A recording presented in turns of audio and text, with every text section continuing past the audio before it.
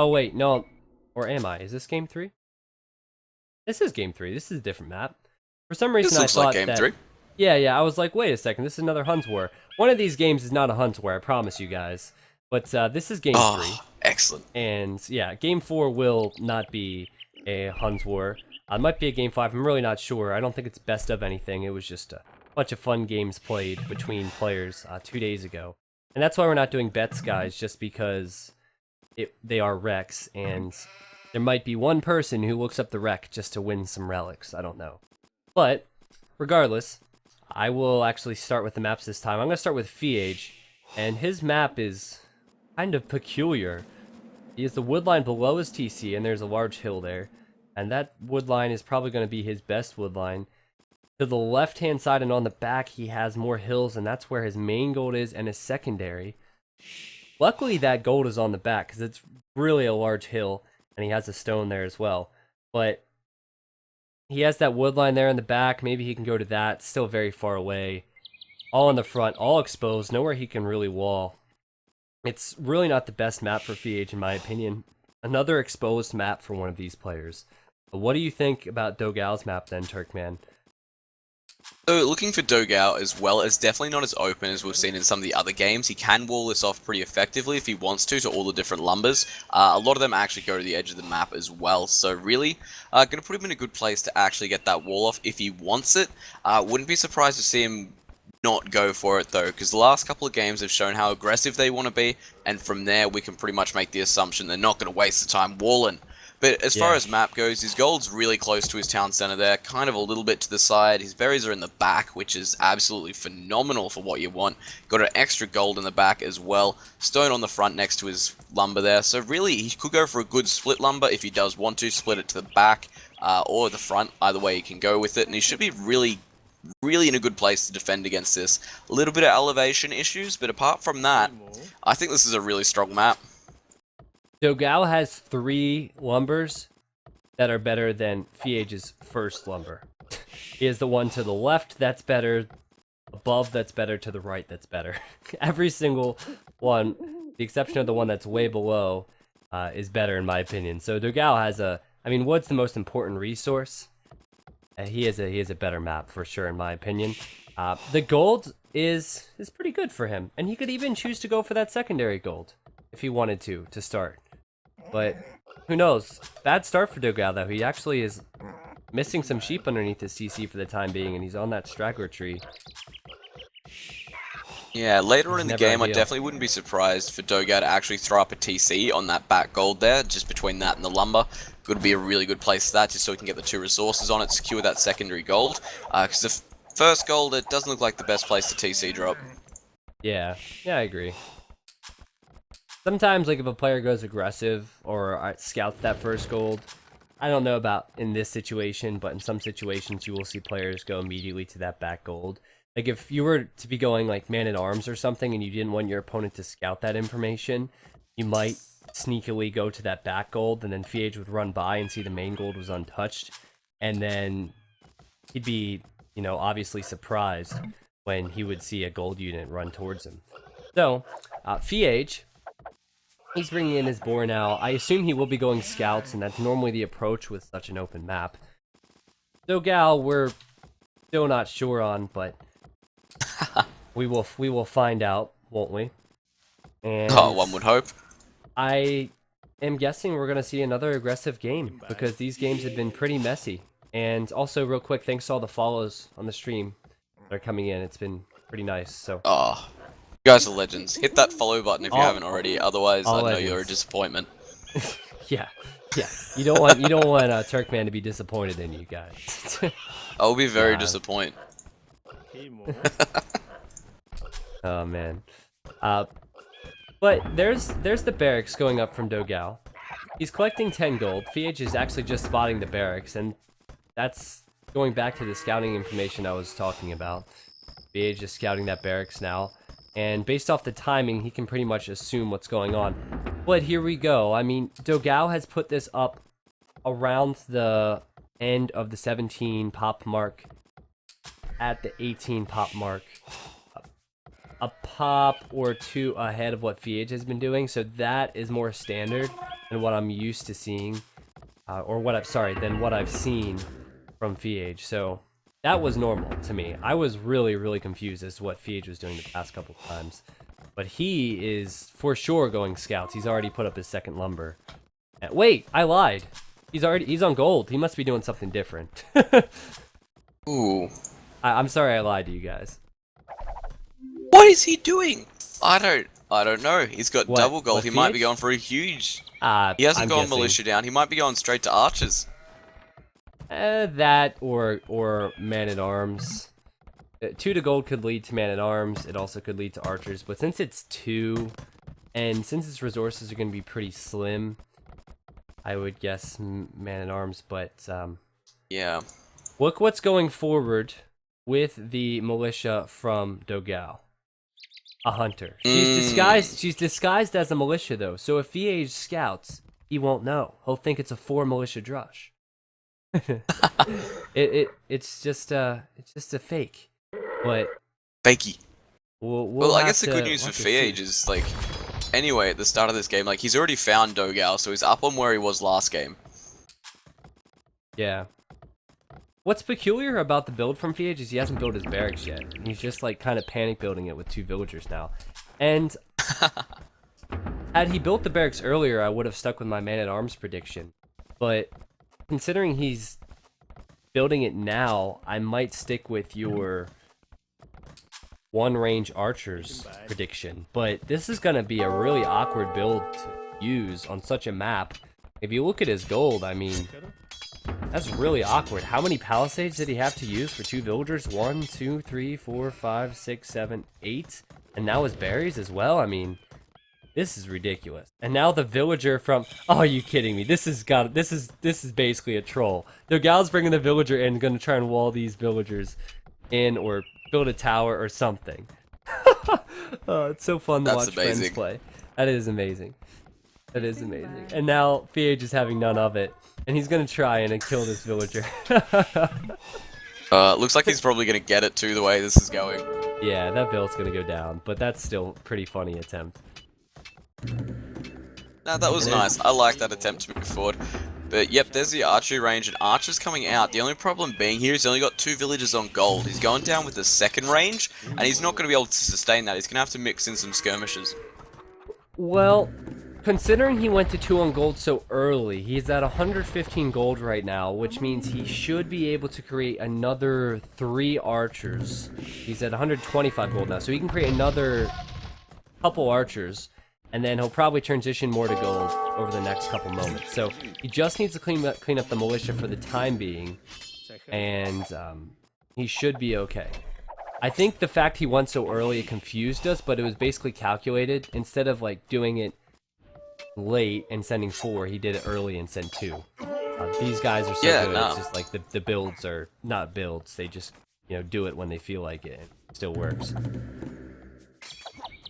Well, the thing to remember is these guys just have so much experience playing. They can be like, alright, if I whack 2 on now, I'll be fine. Yeah, people always ask Viper, they're always like, Viper, what build do you use for this? And he always says, I don't do builds. I just kind of like recognize when I need to do certain things. But Man-at-Arms in for Dogao, which I find interesting considering the archer choice from Feage. That's really interesting that he chose to go to that, actually. Has he got any... He's got some men-at-arms just hanging around the front of the base by the looks of it. He's going to bring back in now, but... The walls there is really just going to have to get into the gold and try and disrupt those archer production as much as he can. Yeah, I don't know. Obviously, Dogao's going to go to ranges himself. He might go immediately into skirms. Man, I really wish Dogao would delete those palisades in Feage's base because it really annoys me. I feel like it's a unit attacking Feage every time I look at the minimap. But it's not. Oh, it's just so annoying as well for Feage now. He can't build anything there. He can't put anything there. That will be there until he decides to deal with it now. Yep. Well, looks like Feage is going to lose his scout to skirmishers. Going to get as many hits as possible. Oh! The dodge! Feage! You legend! 1 HP running away! Then he said something in the chat. Oh man, that was amazing. That was amazing. So Dogao down with the double archery as well now. So going to be able to move out with that as soon as you get some units out. And Feage actually going to the deer at the front as well. That's Yeah. really game, actually. Yeah. Ballsy, that's for sure. I mean, especially with man and arms out in the map. And obviously seeing that Dogao has 2 ranges. And now skirmishers coming forward. That's pretty ballsy. Below the hill, too. Now, interesting thing is, Dogao going immediately to skirmishers, that's going to hard counter these archers from Feage. And Feage probably should have recognized this and said, yeah, let's not send my archers into the middle of the map. Let's try and raid. Because that's no bueno. I like what Feage just did. He shot the deer with his vills before running back. That way the skirmishers couldn't shoot it from Dogao. That way he might be able to go back and collect that later. That was really nice. Yeah, so getting the lame there on those deer as much as possible. Feage, like you said, preempting that, which is awesome, just game sense. But Feage at the moment looks like he's having a food shortage or something. He had 6 villages on berries there for a while. He had to push out and get those deer. I think his transition to archers didn't go quite as smoothly as he thought it was going to. And because of that, lacking the food to even get skirmishers out. Yep, I agree. What he should do now is send his archers out. That 1 HP scout goes down. You did well, buddy. The skirmishers should group together to defend, and the archers should go out to attack. He has 2 archers that were forward, and now he has 3 archers coming out of his range. He's going to have, well, okay, a total of 6 are there, basically. And he can defend with these skirms. So I think he should send the archers out in an attack, because obviously, what do you do if your opponent has skirms and archers and you... Oh, there's a hole!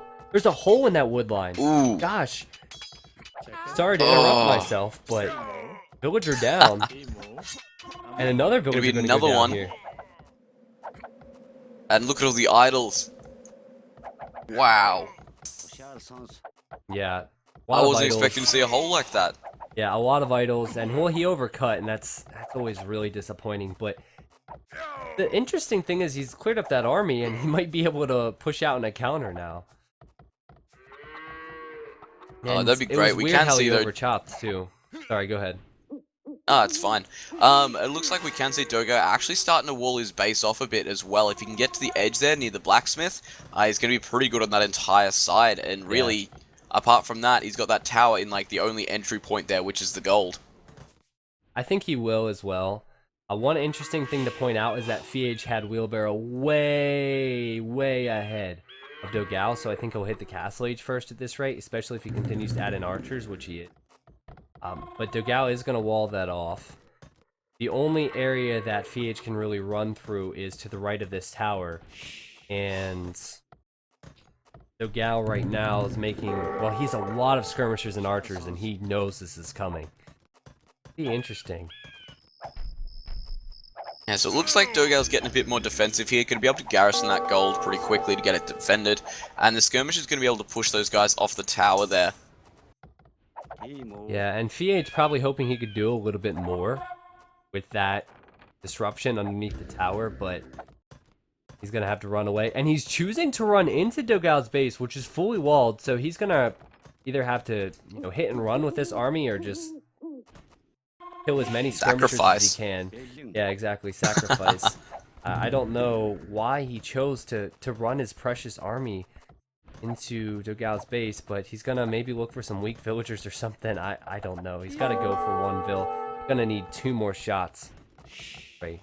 But the one good thing, I think that Feage is gonna be well ahead of Dogao to the castle age, so he's delaying really. He's keeping his skirmishers from Dogao away from his base. So that's one nice thing about this. For absolute sure, like looking at Feage has the resource to click up now and he's just done it. We can see he's going down with the 3rd archery range, so he's going to try and make a transition there into a lot more aggressive play by the looks of it. And I think you're absolutely right saying he's just trying to delay him here, because the thing is, if Feage's army is in Dogao's base, Dogao has to stay at home and to clean it up before he can move out across the map. And also, oh gosh, look at this. Actually, Feage trying to go back the same direction. If it doesn't work once, try again. He's been pushed away. The one thing that is good about Dogao's map is that even though he will potentially be much later than Feage to the castle age, and he will be later, it's just a matter of how much later, he is really well he's defended this well, and he's built his archer ranges and nice little walls here. His palisade walls are in good positions. The one issue is his wood line on the front, but we'll see. But oh, Feage's tower now. Archer's underneath it from Dogao. That's really bad. He's got to run away now, but that was what a bit of harassment. And it looks like Dogao moving out with all his skirmishes now as well. Still hasn't clicked up, but because of that he's been able to transition to 4 range, so really he's going to be in a good place to get a lot of military out. However, Feage is going to have that big tech advantage, which means he could be in a really good place to push in against it, so Dogao really just going to have to rely on numbers at this stage, I think. I think Dogao will be okay. If all of his units were together in this fight, I think he'd actually win it. Feage has just hit the castle age, or he's just about to. And that's going to be a good engagement for him. Unfortunately, Dogao is like 3 groups of armies, and they're not grouped together here, and that's a great fight for Feage. Feage is actually creating a lot of skirmishers, so I think he's going to go elite skirm. Yeah, I agree. Dogao, though, just clicking up to Castle Age as well, and Feage has actually dropped a stable back at base. So whether or not he's going to try and get some knights out, or he's just using it to get bloodlines, not sure.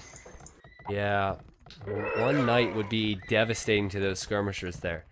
And I think that's what he's going for. He doesn't really even need to engage there with his skirms. He can just send the knight out and clear them all up. Meanwhile, he's getting elite skirm and has Bodkin arrow. And I would, if I were Feage, I would run directly to that wood line, because that wood line would be in range. Ooh. We will see, and there goes the knight out in play, and he might get the kill on that villager, yes, before they all die. I was wondering if the villager would like get in the minimum range of the skirmishers and just try and survive until the knight did all the work, but it was not to be. But there goes the army from Feage.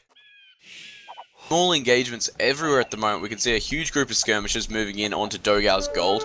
Dogao did just clean up some archers on the front of his base as well there, and incoming cavalry archers now for Feage. So it looks like he's trying to find somewhere to get some aggressive play going, and it did get a kill on that farm next to the TC. He did, and he has the elite skirm upgrade again, and he's going to kill another villager. Could kill one more, and he's going to have a huge advantage here. And he could kill Dogao's army even uphill, in my opinion. The amount of skirmishers he has here. But sending the cav archers around, a knight could come out, remember, from Dogao as he's just hit the castle age. It's important for Feage to kill as many units as possible before they get upgraded. Dogao, but Dogao's getting his own elite skirmisher upgrade. That's a pretty interesting engagement. A villager goes down in the gold then. That elite skirmisher upgrade just so worth it. Like, skirmishers during feudal age won't do much damage to villagers. As soon as they hit castle though, elite skirm, a bodkin arrow, going to be in a great place to do damage. Dogao's gone down with the siege workshop next to his lumber there. Yeah.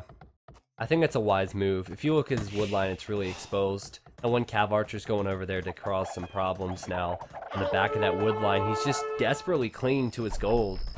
It's so worth it for Feage to just stay here on top of this hill and fight. Oh man, there's elite skirm for Dogao kicking in. He's got crossbow. Bodkin's been done, so he's in a pretty good place. And Feage going for ballistics. Going for ballistics, and also again, kind of what we saw earlier, Feage is just running away with this army. Look at Dogao's wood line. Skirmishers and cav archers there. And they might not kill villagers, but they're delaying the wood income that Dogao needs to create army. And that is really priceless right now for Dogao and Feage, I guess. Good for one player, bad for the other. And I still think that Feage could actually win this engagement if he fought. But he's just running his armies around. And around, and around. But Feage, you know, he had the worst map in my opinion, and he's really been making the most of it. He's massing his cav archers now, still sending elite skirms out, and now his army's going towards the Smaganel from Dogao, and this could be a huge attack round, and I think it is an attack round. Oh my gosh! What a shot! Wow. What a shot! And I could tell it was going to be an attack round for some reason. Like, you know, it fired while the units were running towards it, and what a shot from Dogao. Love to see that stuff. Oh, Feage doing so well at the moment. It's just still laying the Dogao eco as much as possible. Taking out as many units he can on that wood line and just really just being an absolute hassle and harassing the hell out of him. Yep, exactly. The one issue for Dogao is he hasn't pushed out in quite some time. He's 4 villagers down. The idle time has to be unreal. 44 minutes for Dogao, 16 minutes for Feage. Really huge differences here. Military difference as well. Fighting uphill is Feage. Looking at the upgrades, actually Feage has better upgrades. He also has the elite skirms. But more elite skirms coming in for Dogao. Ooh, I don't know. Do you think that Feage should take this fight? I don't, just because it's going to be so damaging to his cavalry archers versus the elite skirmishers. And that's the good thing about cavalry archers. They can retreat quickly and they can move in and find another angle of attack. Yeah, I agree with you. And also you have to consider the fact that Dogao's archer ranges are so close. So even if Dogao won a fight in a small way and there were still like 5, maybe 10 units left from Feage, Dogao could reproduce his units pretty quickly. While, you know, Feage, his archer ranges are pretty far away. He doesn't have the home field advantage. I just noticed on the left, Feage has another town center running. So it's 2 town centers for Feage. Dogao actually put his second one up on the right-hand side, just like you said in the beginning of the game on that. Nailed it.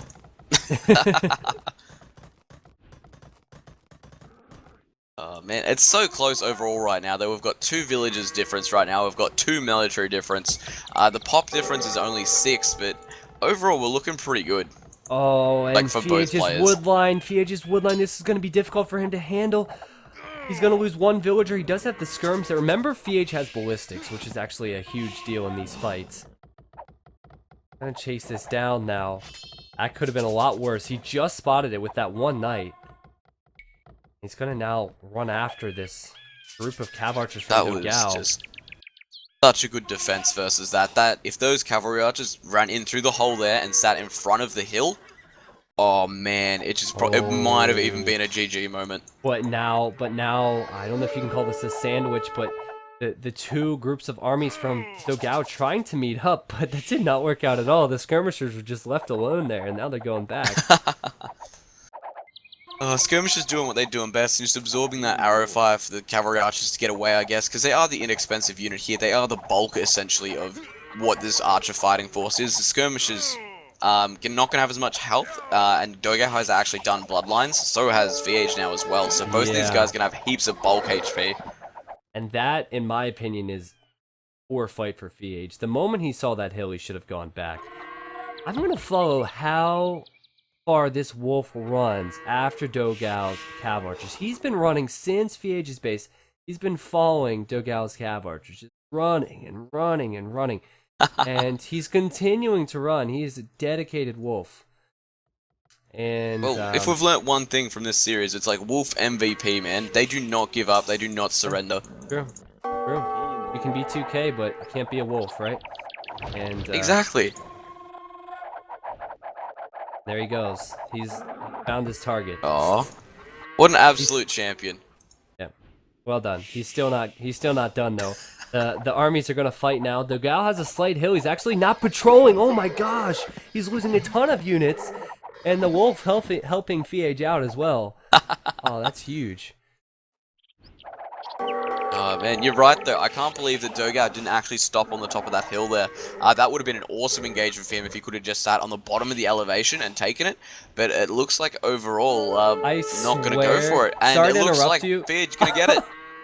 Yeah, I'm sorry. I got real excited because this is embarrassing, but I seriously got excited because I thought the wolf was going to kill that cav archer. Like, I thought it was going to happen, but Feage is going to clear out this army at this rate. Dogao is just being so wasteful with his cav archers.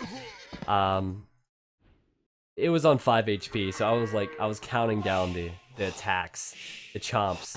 But there's just a huge advantage for Feage now. He's 10 extra villagers, and this could be a great trap for him as well. Just firing so many shots while the units retreat. And man. Oh, and Dogao again with the engagement against skirmishers. And look at this, he's now running his cav archers away once more. Ooh, good attack round there on the cavalry archers. Yeah. Oh, but that and it looks like Dogao trying to get a 3rd TC down as well. Trying to get a 3rd TC down. I wonder if Feage is going to be curious as to why the Vills are running that direction. Run his skirmishers up there to help out his cav archers. I don't know if he'll stop that TC, but it will be close. Right now, 15 villager lead for Feage, and there go the Cav Archers.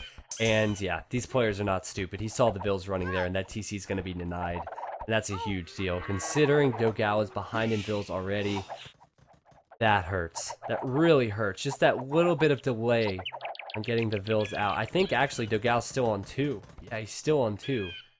That's bad. Really, really difficult. Feage went up to 3 quite some time ago, so he's been able to push that to get him into the lead really easily, and since then the score gap has just been growing and growing, mostly because Feage has been taking some absolutely just awesome engagements versus Dogao. Dogao kind of committing a little bit, well, over-committing is probably the word, and because of that, we've just been able to see Feage just fly ahead in pop, because that 1-2 kill every time he was getting there, it's just added up. Yeah, and both players actually fairly close to clicking up to Imp. Well, as I say that, Feage has already clicked up to Imp. But I think overall, Feage has played a safer game here. His build has been better. He went to Elite Skirm a little bit earlier. He got Wheelbarrow earlier. He's gonna lose these Cav Archers at the top if he doesn't run away.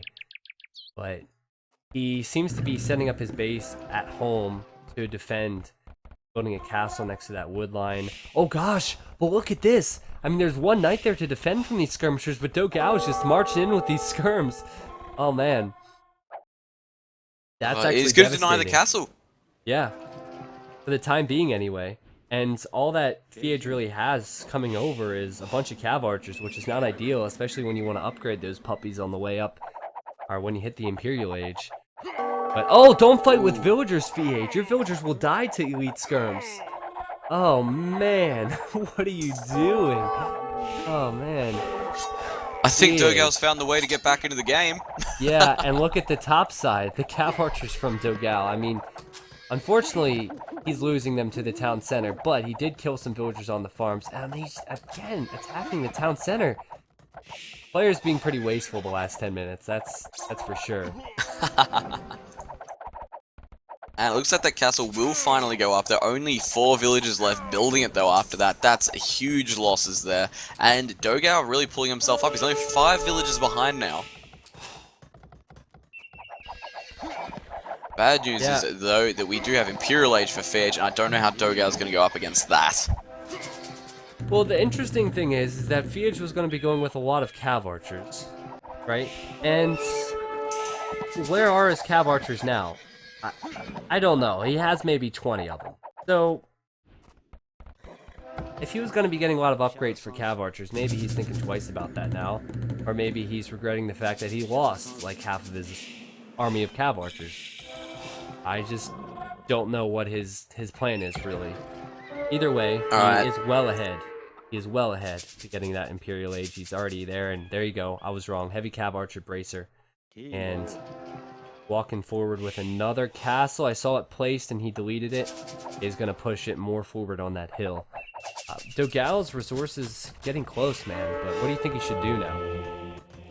Dogao, there's really not a lot of options for him at the moment, just because Feage is going to have a huge tech advantage, and Heavy Cavalry Archer and Bracer will just put him so far behind that he needs to find a way to defend this for a little bit, get onto the same tech path, and then push out. And he's doing exactly what I think he's going to, putting up a defensive castle, so he will be able to sit behind base for a little bit while he gets up to tech par, and then hopefully be able to push out against it once he gets the mass.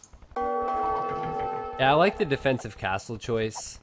I think the issue for him is, like, elite skirms and heavy cav archers is a pretty devastating combination.